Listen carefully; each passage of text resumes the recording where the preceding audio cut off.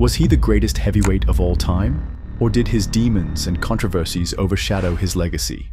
Mike Tyson, known as Iron Mike, wasn't just a boxer. He was a phenomenon. At his peak, look, I'm 43 years old, I'm fat and I'm overweight. Who am I gonna fight? Really, be honest. he struck fear into the hearts of his opponents before they even stepped into the ring. But how good was Mike Tyson really? If you're ready to dive into the story of one of boxing's most iconic figures, hit that subscribe button and let's get started.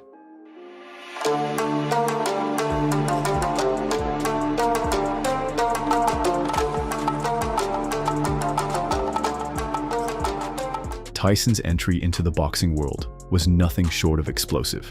Born in Brooklyn, New York, Tyson was a troubled child, often in trouble with the law, but his life would change dramatically when he entered the world of boxing. His early career was defined by sheer physicality and an innate ability to destroy opponents. Under the tutelage of legendary trainer Cus D'Amato, Tyson developed a style that was aggressive, unrelenting, and above all, terrifying. Tyson's approach to boxing, known as the peekaboo style, was a defensive technique that emphasized a high guard, head movement, and quick, explosive attacks, particularly hooks and uppercuts. From the start, Tyson made a mark in the heavyweight division. After turning professional in 1985, Tyson won 13 of his first 13 fights by knockout, many of them in the first round. His reputation grew quickly, and it wasn't long before he became known for his ferocity inside the ring, earning the moniker Iron Mike. This reputation would only be cemented when, at just 20 years old, he faced Trevor Berbick on November 22, 1986, for the WBC heavyweight title. Despite Berbick being a seasoned fighter and the last man to defeat Muhammad Ali, Tyson made quick work of him, knocking him down 3 times before the fight was stopped in the second round. Tyson's victory earned him the title of the youngest heavyweight champion in boxing history, a record that still stands today. Tyson's dominance didn't stop at the WBC title. He had a singular goal: to unify the heavyweight division and become the undisputed champion of the world. In 1987, Tyson faced and defeated James Bonecrusher Smith to win the WBA title, and later that year, he defeated Tony Tucker to add the IBF title to his collection. Tyson became the first heavyweight in history to hold the WBA, WBC, and IBF titles simultaneously, further cementing his reputation as one of the most dominant forces in the sport. At his peak, Tyson's knockout power was unparalleled. Between 1985 and 1989, Tyson won 26 consecutive fights by knockout, with an incredible 16 of those knockouts coming in the first round. His fighting style was a mix of technical precision and raw power, a combination that made him nearly unbeatable. By 1989, Tyson was widely regarded as the most dangerous man in boxing, and it was clear that he was in a class of his own. But it wasn't just Tyson's power that made him so dominant. It was his ability to dismantle opponents so quickly. He could break down the best of the best with ease, and for a time, it seemed like nothing could stop him. Despite his dominance in the ring, Tyson's personal life began to unravel. The death of Cus D'Amato in 1985, the man who had shaped him into the boxer he was, sent Tyson into a downward spiral.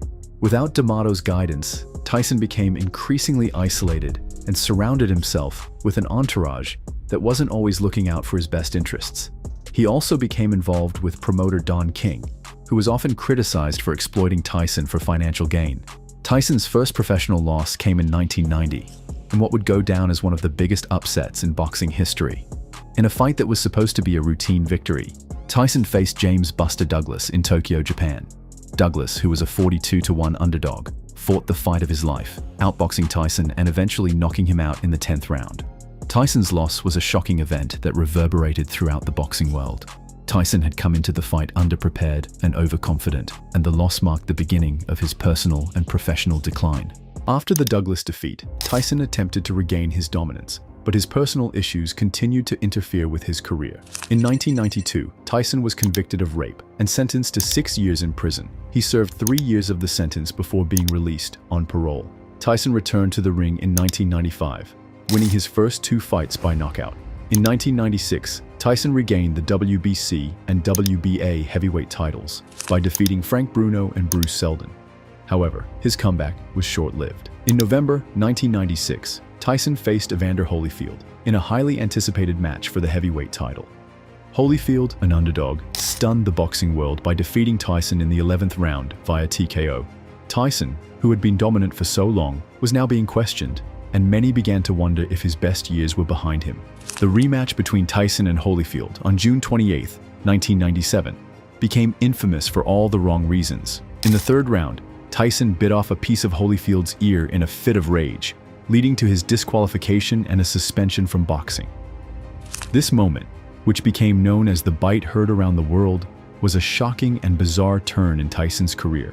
It was a moment that forever changed the public's perception of him and marked the beginning of his decline as a boxer. Enjoying this so far? Make sure to subscribe to our channel for more content like this. Tyson continued to fight after the Holyfield incident, but he was never the same fighter. His skills had diminished, and his demons continued to haunt him. In 2002, Tyson faced Lennox Lewis in a highly anticipated match for the heavyweight title. Lewis, who was in his prime, easily outboxed Tyson and defeated him by knockout in the 8th round. Tyson's career, which had once been filled with promise and excitement, was now in tatters. Tyson's final fight came in 2005 when he faced Kevin McBride. Tyson quit on his stool in the 7th round, signaling the end of his career as a serious contender. Despite his controversies and decline, Tyson's impact on the sport of boxing was undeniable. He had revolutionized the heavyweight division in the 1980s, bringing an intensity and excitement that had not been seen since the days of Muhammad Ali and Joe Frazier. Mike Tyson's legacy in the boxing world is multifaceted and complex. On one hand, he was one of the most dominant heavyweights in boxing history, with a career that included 50 wins, 44 by knockout, and 6 losses. Tyson's knockout ratio of 88% is one of the highest in heavyweight history. In his prime, he was virtually unbeatable, and his reputation as a fearsome knockout artist was unmatched. Tyson's fights were events that drew millions of viewers, and his personality transcended boxing, making him a pop culture icon. However, Tyson's legacy is also marred by his struggles, legal issues, and controversial behavior. His inability to stay focused and disciplined outside the ring ultimately led to his downfall. Tyson's story is one of incredible highs and devastating lows, a tale of triumph and tragedy that continues to captivate the public.